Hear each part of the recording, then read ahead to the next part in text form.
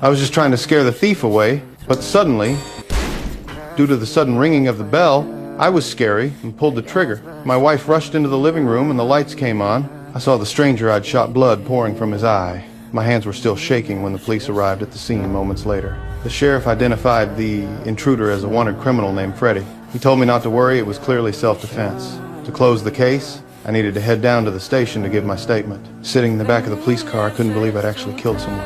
When I got home, my wife and I collapsed on the floor, staring at the blood splattered on the wall. We had no idea what to do. Eventually, we started cleaning up the bloodstains. By morning, the whole town had heard what happened. The sheriff told me the intruder would be buried the next day.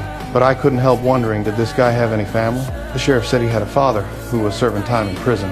But here's the thing, his father was being released today. Shit don't fall far from the truth.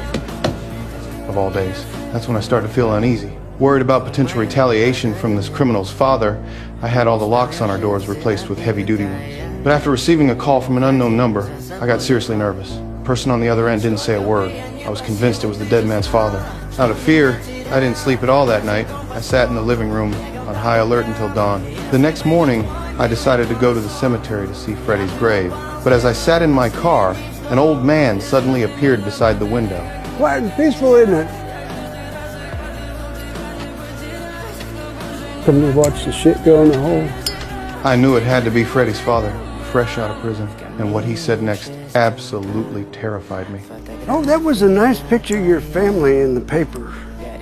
Your boy, he looks a whole lot like you, doesn't he? I immediately drove to my son's school and picked him up. Then I went straight to the sheriff, begging him to arrest the man. But the sheriff said without evidence, there was nothing he could do.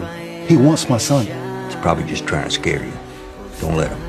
After leaving the station, I took my wife and son home. But the moment we got to the front door, I noticed our lock had been forced open. Get back in the car. What? The lock's busted. Oh my God. In a panic, I told my wife to take our son to the police station while I grabbed a tool from the trunk and went inside to check things out. At first, I didn't see anyone. But when I walked into my son's bedroom, I found a bullet on the floor. Following the trail, I discovered a stuffed animal with its eye gouged out. And then another bullet, and another. The police arrived quickly.